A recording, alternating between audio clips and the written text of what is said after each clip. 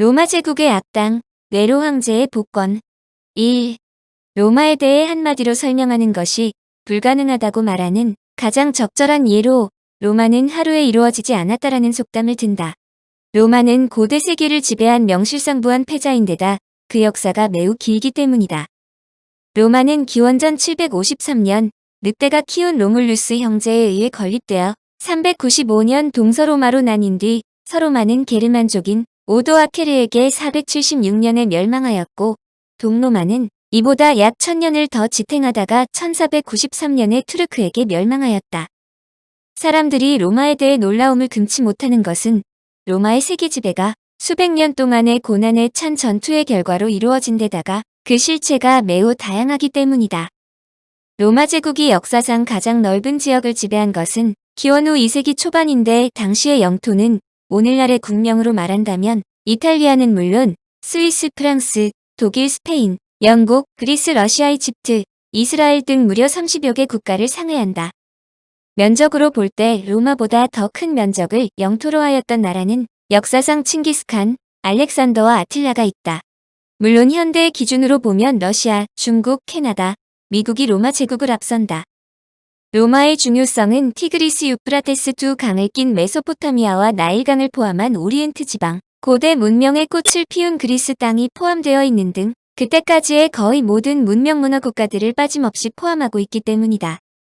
서로마가 멸망할 때까지 천여 년 동안 수많은 통치자들 중에서 가장 악명을 얻은 황제는 사가에 따라 다르지만 칼리굴라, 네로, 코모두스를 3명의 악당으로 거론한다. 로마의 수많은 지배자 즉 서로마의 경우 아우구스투스 황제로부터 약 80여 명이 있는데 그 중에서도 가장 악명 높은 황제는 네로라 해도 과언이 아니다. 네로는 17세의 어머니의 활약으로 황제가 되었는데 이와 같은 악명을 얻은 것은 그가 통치한 단 14년 동안에 자신의 어머니와 근친상간한 것은 물론 어머니와 처를 살해했으며 기이하고 방탕한 행동으로 로마의 이미지를 훼손시켰다고 보기 때문이다. 특히 로마에서 대화제가 일어나자 방화의 책임을 기독교인들에게 전가함으로써 이후 기독교인들로부터 악의 화신으로 불렸다. 그러나 현대의 학자들은 세계에서 가장 편파적이고 악의적으로 비난받는 사람으로 서양에서는 로마의 네로 황제, 동양에선 진시 황제를 꼽는다. 물론 진시 황제는 근래 큰 틀에서 복권되었다는 것은 잘 알 것이다. 네로를 황제로 만든 아그리피나. 네로는 네로 클라우디우스 카이사르 아우구스투스 게르마니쿠스라는 긴 이름으로 37년 12월 안티움에서 태어났고 본명은 루키우스 도미티우스 아헤노바르부스이다. 루키우스 도미티우스 아헤노바르부스라는 이름은 할아버지의 이름과 똑같을 정도로 가문 대대로 세습되어온 이름 중 하나이다. 그의 본가인 아헤노바르부스 가문은 평민에서 시작된 도미티우스 씨족에 속한 가문으로 대대로 로마 집정관을 역임해온 로마의 명문가였다. 네로를 이해하려면 그의 어지럽고 복잡한 가계를 설명해야 한다. 네로의 아버지는 로마의 정통 귀족인 이크나티우스였고 어머니 소아그리피나는 게르마니쿠스와 데아그리피나 사이에 태어난 딸로 제3대 황제인 칼리굴라의 여동생이다. 소아그리피나와 칼리굴라를 낳은 게르마니쿠스는 초대 황제 아우구스투스의 종손이며 제2대 황제인 티베리우스의 조카인데다가 수려한 육모로 로마인들에게 총애를 받았다. 특히 로마군이 빼앗겼던 몇 개 부대의 독수리 깃발을 되찾아온 승전 장군이기도 하다. 그러나 게르마니쿠스가 동방의 속주를 시찰하던 중 시리아에서 갑자기 사망하자 데아그리피나가 황제인 티베리우스에게 자신의 남편을 독살한 장본인이라고 비난했는데 이것이 파멸의 시초가 되었다. 티베리우스는 데아그리피나가 남편 살해의 지령자로 자신을 지목하자 곧바로 반격했다. 우선 데아그리피나의 두 아들을 처형했고 데아그리피나도 감옥에서 굶겨 죽였다. 어린 칼리굴라도 체포되었지만 다행하게도 형 집행이 유예되어 할머니인 안토니아에게 보내졌다. 로마 제국의 궁정 생활을 잘 알고 있는 안토니아는 데아그리피나와는 달리 교묘한 처세술로 칼리굴라를 성장기까지 보호했다. 그런데 기적과 같은 일이 일어났다. 티베리우스 황제가 손자인 칼리굴라를 자신의 왕궁으로 부른 것이다. 로마를 떠나 카프리 섬에서 묵고 있던 티베리우스는 수많은 신하들을 살해한 것으로도 악명이 높았는데 티베리우스의 부름을 받은 칼리굴라는 티베리우스를 충실하게 보좌했다.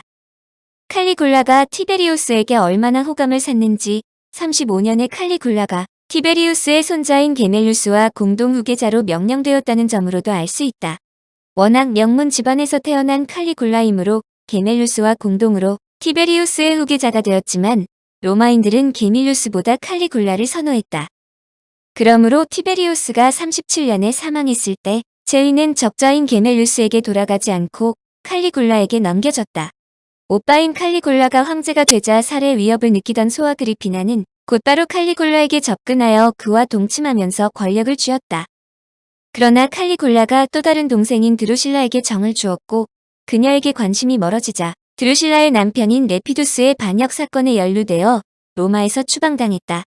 소아그리피나가 추방된 후 네로는 숙모인 도미타 레피다에게 보내져 우울한 어린 시절을 보내게 되었다.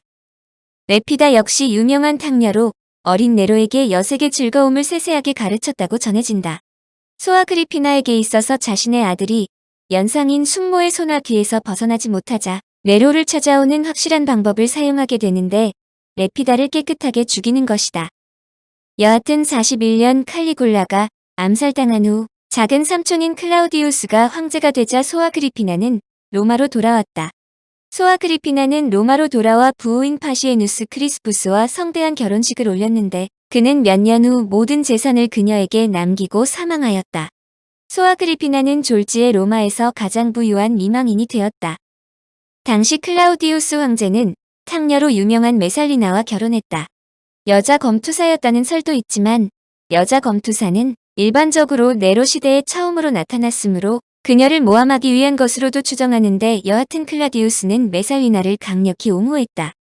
그녀가 황후인데도 불구하고 매일 밤 뒷골목에 매춘가로 나가 남자들과 동침했다는 보고가 들어와도 그녀의 속성이 원래 탕녀였으므로 눈 감아 주어야 한다는 것이었다. 클라디우스는 메살리나를 비난한 원로원 의원 35명과 귀족급 300여 명을 오히려 불경죄로 처형할 정도였다. 그러나 메살리나가 파멸을 맞은 것은 보다 더 큰 욕심을 부렸기 때문이다. 그녀는 황후였음에도 불구하고 애인인 부유한 귀족 실리우스와 비밀리에 정식으로 결혼한 후 클라디우스를 제거하려고 음모를 꾸몄다. 한마디로 간통을 넘어서 중혼까지 저질렀는데 이 음모가 사전에 발각되어 메살리나는 실리우스와 함께 처형되었다.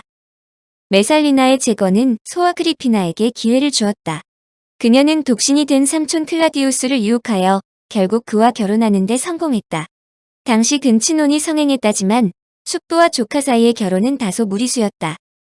클라우디우스는 소아그리피나의 아버지 게르마니쿠스의 친동생이었고 게르마니쿠스가 일찍이 율리우스 카이사르 가문에 입적됐다고 해도 아우구스투스 생전부터 율리우스 가문과 클라우디우스 가문은 혈통적으로 사실상 하나의 가문과 다름없었기 때문이다.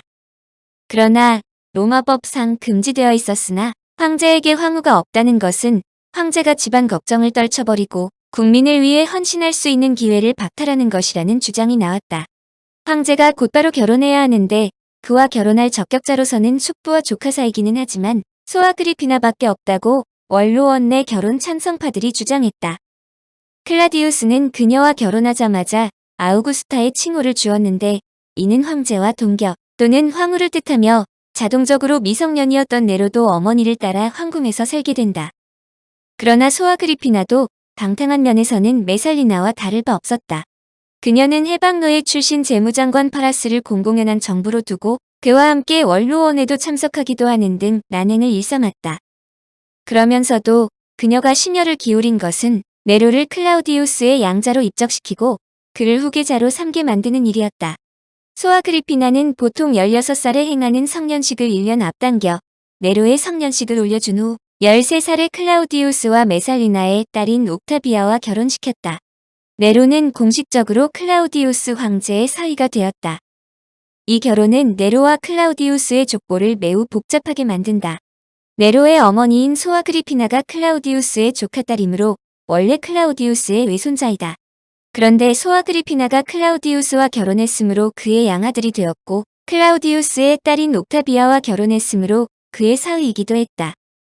소아그리피나의 작전은 집요하여 결국 클라우디우스는 네로를 자신의 후계자로 선언했다. 소아그리피나는 네로가 후계자로 선언되자 왕자로서 합당한 교육을 받고 있다는 것을 과시하기 위해 로마인들이 좋아하는 세네카를 불러들여 가정교사로 위촉했다. 당시 세네카는 클라우디우스에 의해 간통죄로 고발되어 8년간 코르시카 섬에서 유배 생활을 하고 있었다. 클라우디우스에게는 처형된 메살리나가 낳은 브리타니쿠스라는 아들이 있었다.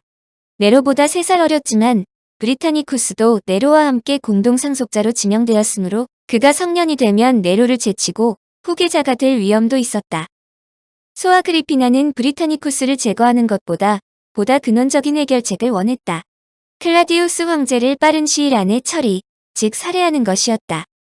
서기 54년 소아그리피나가 독살 전문가 로쿠스타라는 여인을 시켜 버섯 요리에 독을 넣어 클라우디우스에게 주었는데 클라우디우스는 독이 든 버섯을 먹었는데도 곧바로 죽지 않았다.